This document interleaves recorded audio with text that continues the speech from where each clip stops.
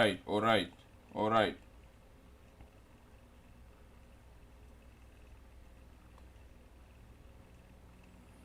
Okay.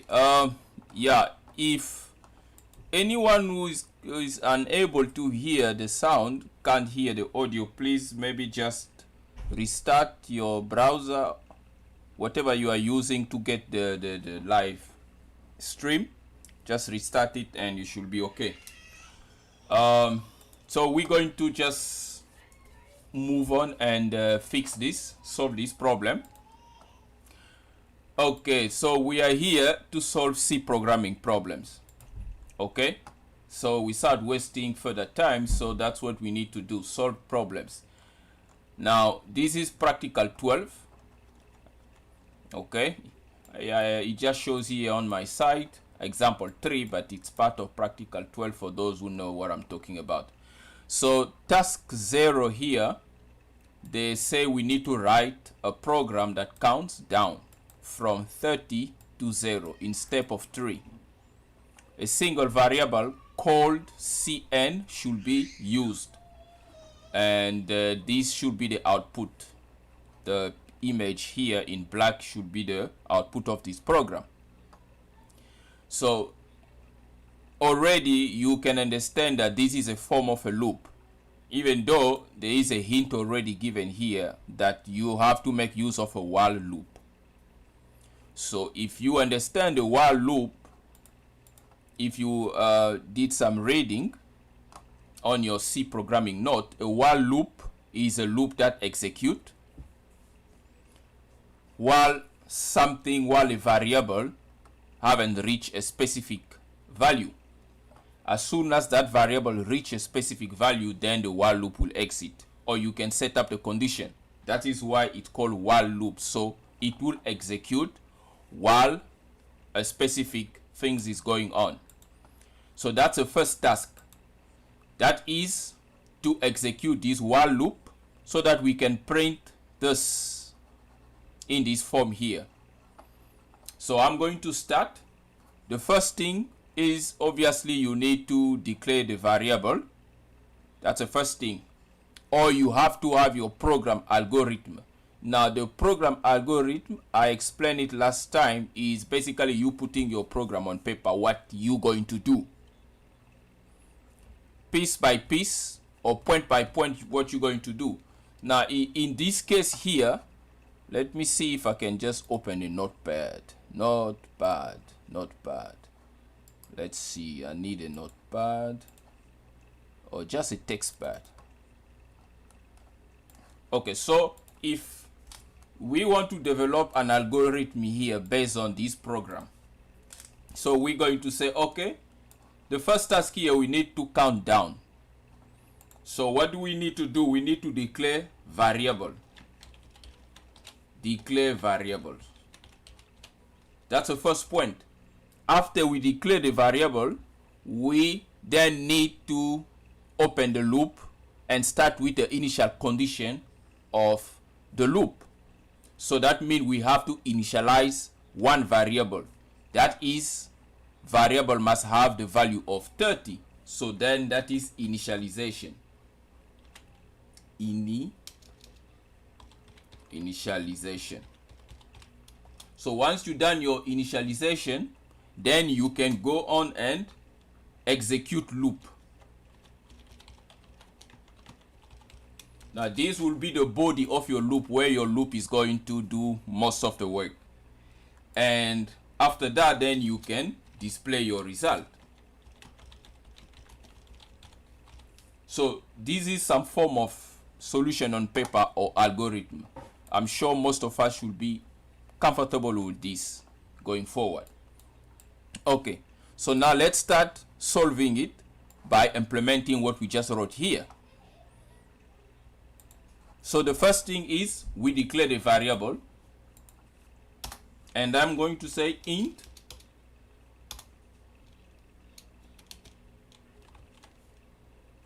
Cn. That's a variable they already recommended us here. A single variable called Cn should be used. So that variable must be declared as an integer. You can declare it as a float. I don't think you're going to have a problem because you're just dealing with a single number here. You're not going to be losing any data. So we choose to declare it as an integer and we name it Cn. Then after that, we need to initialize this variable because we are counting down from 30 to 0. So we're going to say Cn is equal to 30.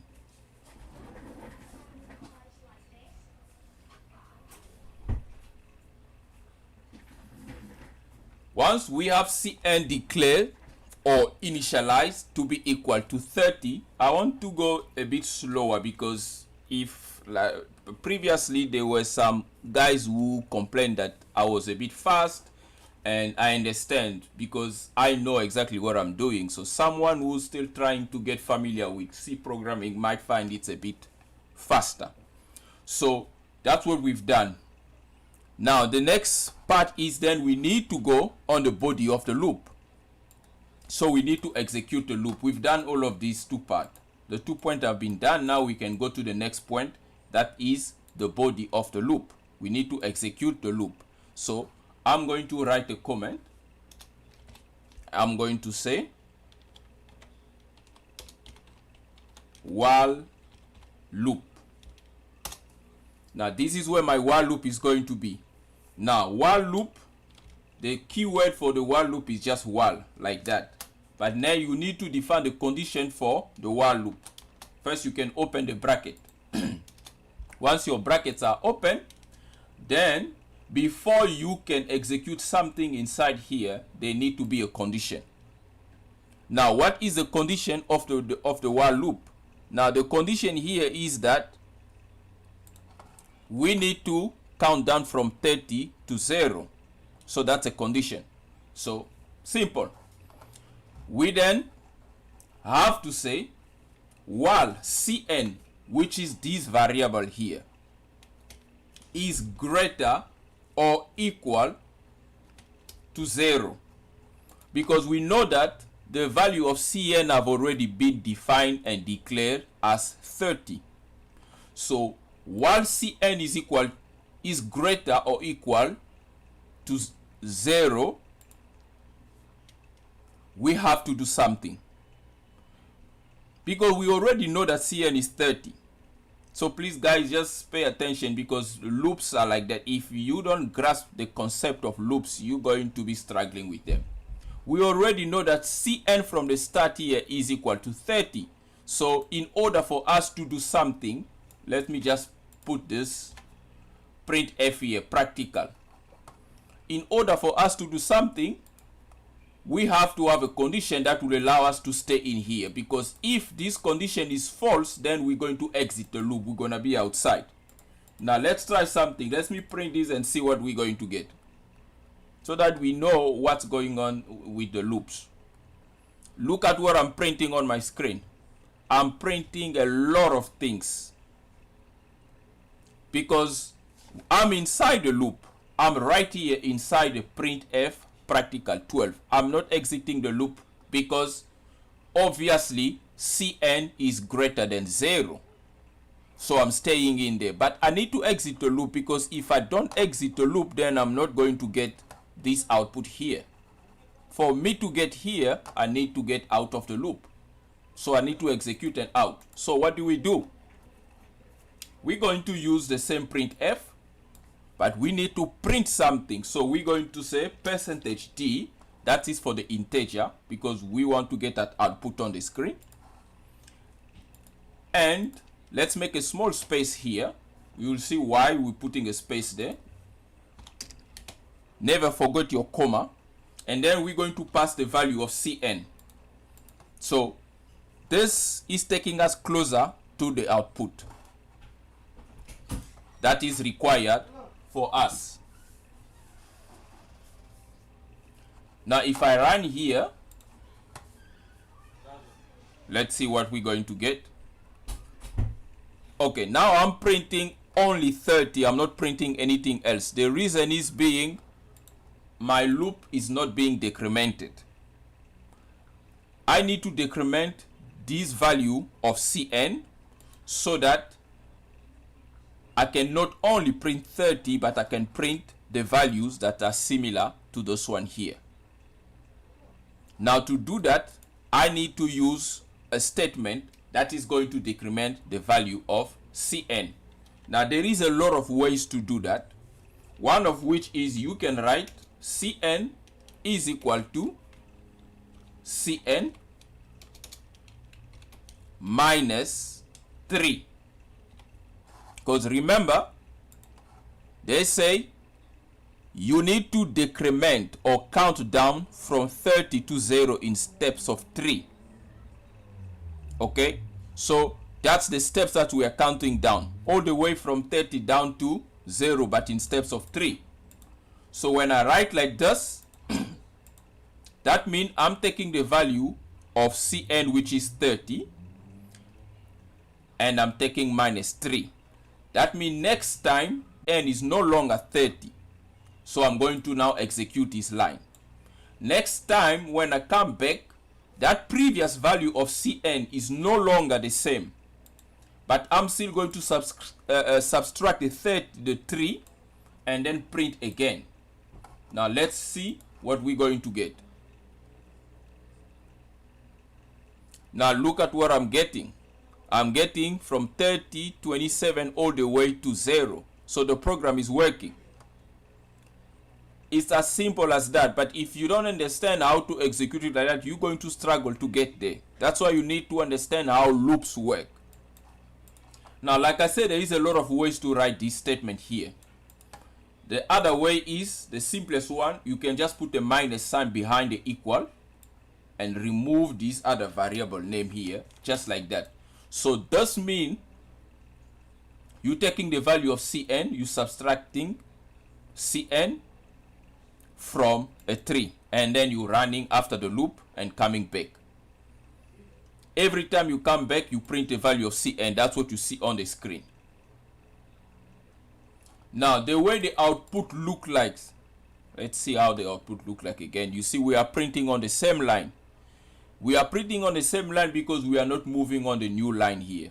If we move on a new line like that, then we're not going to print on the same line again. This is how the output will look like. It's very simple tricks like that. So please guys, I hope we have a clear understanding of a while loop for now. Now we can move on to the next task. Let me just find it here. Task 1. Now task 1 here, they're telling us we need to write a program that calculates the total current and the total power consumed by a circuit. This circuit has a 10 kilo ohm variable resistor or potentiometer. In the circuit which was supplied by a constant voltage of 5.6 volts, so the voltage is constant, it doesn't change. The variable resistor starts with a value of 1 ohm and it incremented by 100 ohm until the maximum value is reached. The identifier must be used a volt, that must be used a volt, RI, IT and PT. So they're just telling you exactly what your problem is. So this is also going to be a loop problem. But now this one here is going to be a little different, but it's still going to be your while loop. So this is why this example here, it's all about while loop. So if you understand how to execute this task 1 here, task 0, you should be comfortable with task 1, since now you understand how the while loop work. Now I want to show you something here on the circuit. Now if you see this circuit here, you look at this circuit here, this is exactly what they are asking us. So you have a circuit with a potentiometer. Now as you can see, the potentiometer here, they're giving it a fixed value of 10K. But then they're telling us you need to start with a value of 1 ohm. In this case, this one here is only what the possible outputs are. This is what you should be expecting on your output window. So you can see you got float variables, and this one is an integer variable. This is also a float or a double, and you have engineering notation on this side here. So what it means, they are telling you that the variable that you need to select, they must be of float type or double type, because if you take integer variable, you're going to be losing data and your results are not going to be the same. Okay, now let's start solving it. So I'm going to start by initializing or declaring my variable. So I say variable declaration.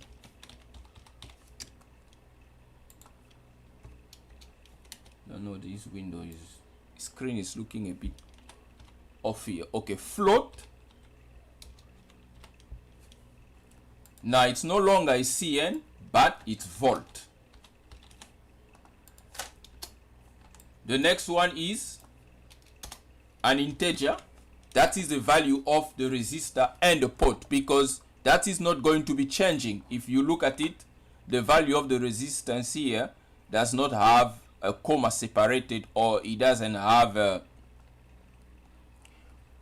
it's not a float type variable, so which means we can make it as an integer. And the same goes with the value, the fixed value they told us here, that must be 10K. So you have a potentiometer of 10K. So now to do that, I'm going to say here int R1 rpot, and then I'm going to now define another float variable, or I can call them double.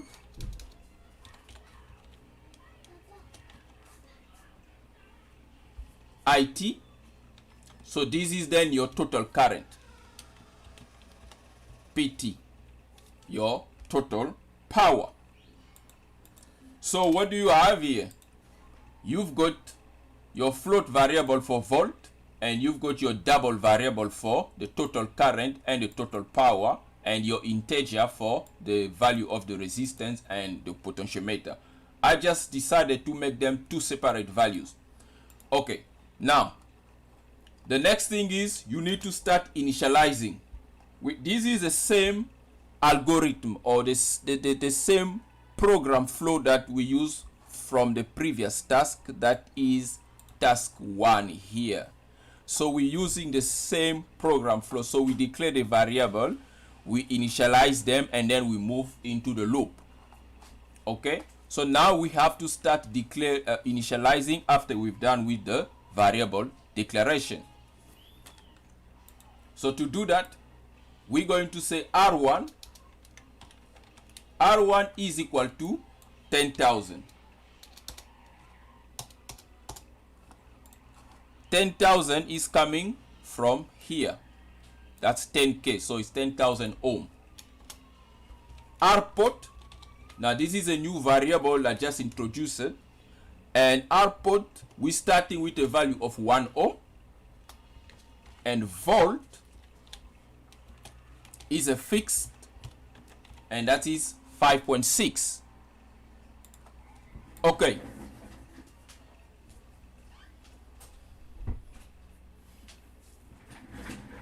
Noise coming from all over the place here. All right. So now that you've got this variable initialized, you can then move on to the next point. So this is initialization, variable initialization. Then the next comment you can include here will be printing your heading.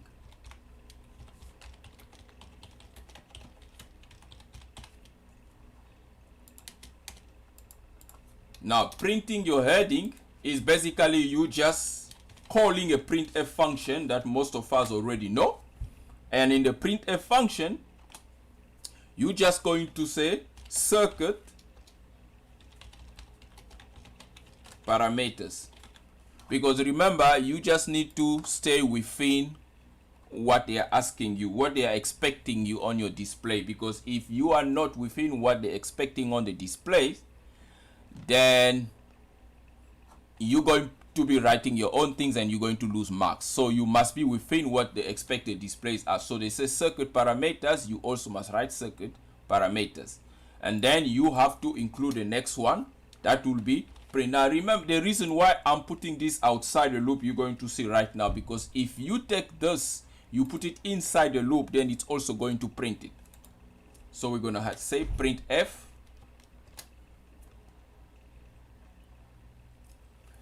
Now you need to put your headings, and these headings are the one that displays here. So that's your voltage, your resistance, and your current, and also your power.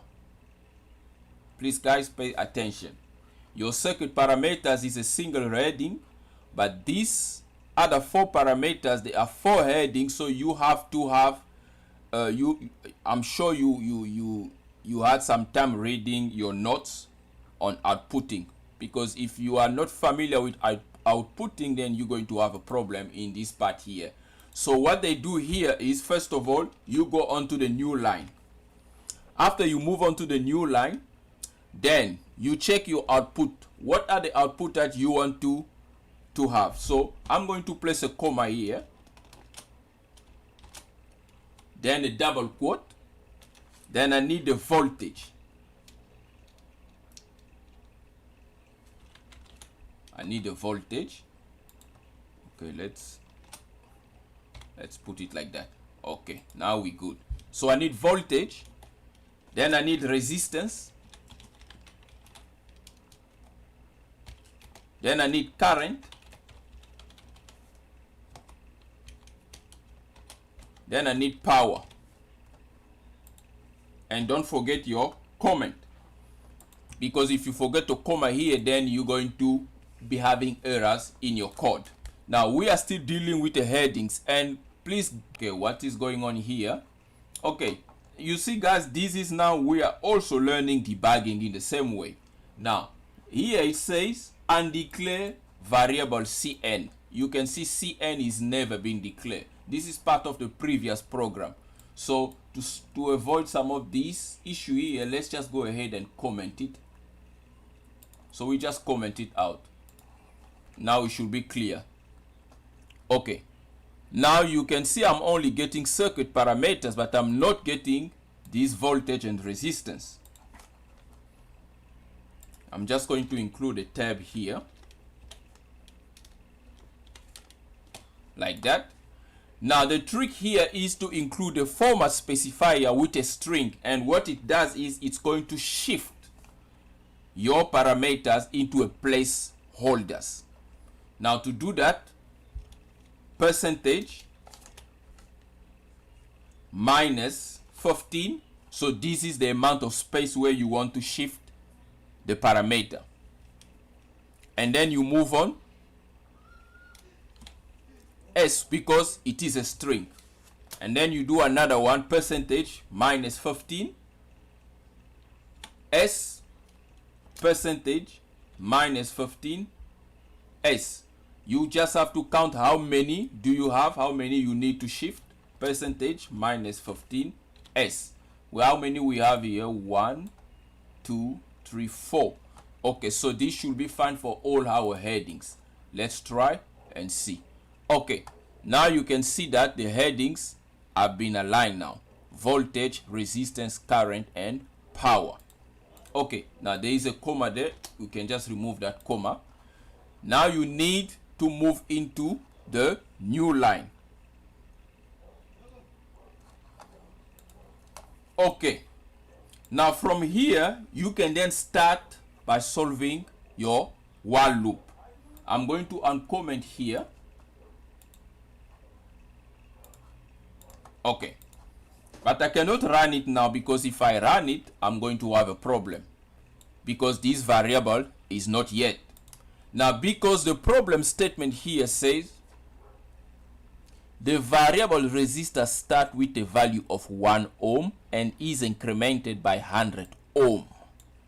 So this is the important part here. Is incremented by 100 ohm until the maximum value is reached. But what is the maximum value? The maximum value is 10K. 10K is the maximum value. So which means in our while loop statement here, we have to print something on our screen while the value of our port is less than 10,000. I'm not sure if that makes sense.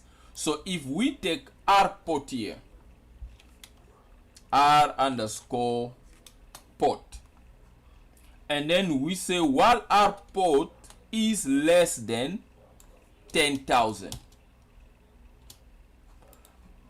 because 10,000 is the value of R1. We can actually remove the 10,000 and just write R1 like that, because the value already have been hard coded. So while our port is less than R1, that is 10,000, we need to do something.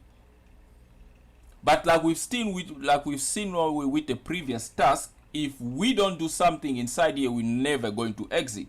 So we need to exit it. And the only time we're going to exit a loop is if our port is no longer less than R1, because by that time when our port is greater or equal to this value, then we're going to exit our loop. So let's put a condition for exiting the loop. Now the condition for exiting the loop is obviously our port must be incremented. So you're going to include our port, this same expression, but this time you're no longer going to use a minus. You can just replace it with a plus sign, because you're now going up. The minus was for decrementing. Now you're going up, so you put a plus sign. Then you have 100. So that is the incrementation. Now I'm going to take here and just pass the value of our port. What is our port? Our port is an integer, so which means the percentage %d format specifier is also okay. Now let's run the program and see what is going on here. Now look at what I'm getting here. I'm getting a lot of things, but obviously I'm able to exit my loop because you can see I'm not staying and printing forever. And I'm exiting it while the value is 9,901. But we are not getting what they ask us here. We're not getting what they ask us here. So to get what they ask us, we need to do some more work. So a lot of work still need to be done here. Part of which would be to do the calculations. But you must not do your calculation after the increment. Your calculation must be before the increment, so that you're going to print your value based on the value of R port before you do the increment of the potentiometer value. Okay. Now, what do we do here? We calculate the total current. Total current. So what the total current is, the voltage divided by the resistance. I'm sure all of us, we should already know that it is voltage divided by resistance. So we already defined the variable for IT, that is a double. So I'm just going to say IT is equal to volt divided by R port. But that is the value that you have to divide to get your resistance. You must not use the value of R1, because R1 is fixed here at 10 kilo ohm. But you have to use the value of the potentiometer, because that's a value that you are increasing, and every time you increase that value, you've got a specific value for the current. Now we can go ahead and do another calculations, and this time we can calculate the total power. Total power. So the total power, that is PT. Did we define PT? Yes, PT there, a double. So PT is your V square over R pot, also here. Okay, now your V square, there is a lot of way to do that, but the easiest one, if you don't want to confuse yourself, that is just by multiplying your current times your current, because that will then mean I square. So that is current times current, IT times IT, and then you have to multiply the rest with your R pot. Rather, divide. Is that correct? Let's look at that formula again. Yeah, multiply. So that is your R squared times R. Okay.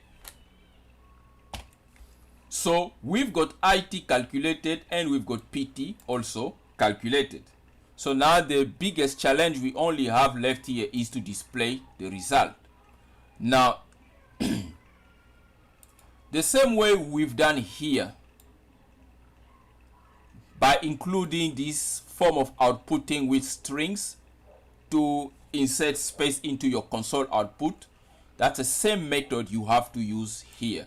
Now, make sure to remember the number of space you have included. So the minus 15, that must be also the minus 15 you have to include here. So what I'm going to do on my output here on the print screen here, so let me just add a comment. So, and then I'm going to say display result. Then I'm going to go on to a new line. After I go on a new line, then I need to start putting the placeholders so that my variable or whatever I'm calculating here must also be displayed under each one of these headings. But I know I'm only calculating current and power. I'm not calculating the resistance and the voltage. They are already fixed. Okay? So the value of the resistance obviously is based on what we are decrementing. So then we need to put our placeholders. So the first one will be percentage minus 15. Then we have now to place the format specifier for the volt. So where is the volt here? It's a float. So we need to put a .1f. That is just for one comma separated. So one value after the comma. So if you want significant place to increase, then you can also change this number to 2, 3 or whatever you want. But for now, let's just keep it at 1. Then we move on into the next one. So percentage minus 15. Okay. And the next one we want to display is the resistance. And the resistance is an integer. Okay. So we will be fine. So that will be percentage D for integer. Then the next one, percentage minus 15, that is the current. And the current is a float value, or rather the double value, which is also a comma separated value. So you have to also include decimal places that you want. So in this case, I'm taking 3 decimal places for my current. So for double, the format specifier is LF. If it's a float, the format specifier is only F. Then we move on to the next one. Percentage minus 15. Now, our power must be specified in engineering notation. As you can see here. The first one is 3.14 e to the power 1. So this is engineering notation. So the engineering notation format specifier is E. So we have to have minus 15. And we can also define how many significant place or comma separated we have. Then we can have number 2 here. And then the E for engineering notation. Then we can go ahead and start placing the placeholders of the values. So the first one is volt. The second one is R pot. We already have R pot. then we have IT, then we have PT. Now we can attempt to run this.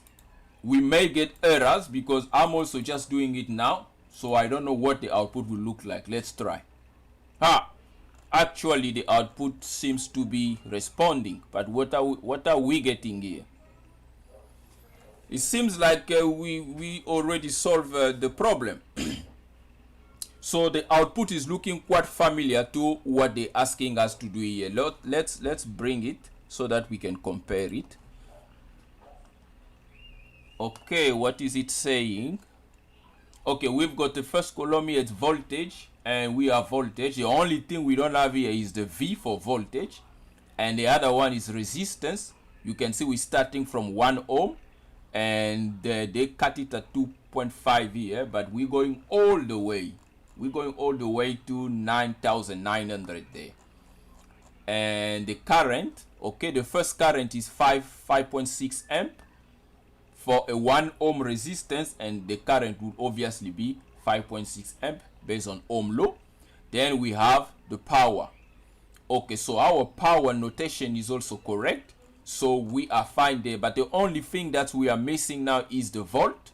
We need to put a unit, and we need the ohm and also the milliamps, and the values here for the current is displayed in milliamps, so which means we have to multiply it by 1000 so that we can write or print the value in terms of milliamps rather than in amps, because you can see 0.055 amps is 55.44 milliamps. So let's go ahead and make that small change for our current.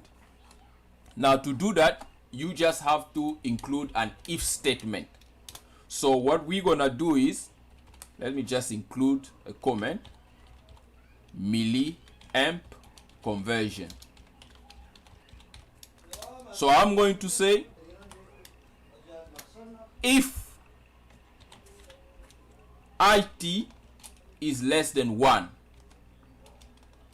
So you will understand that the total current here, let me run this thing again.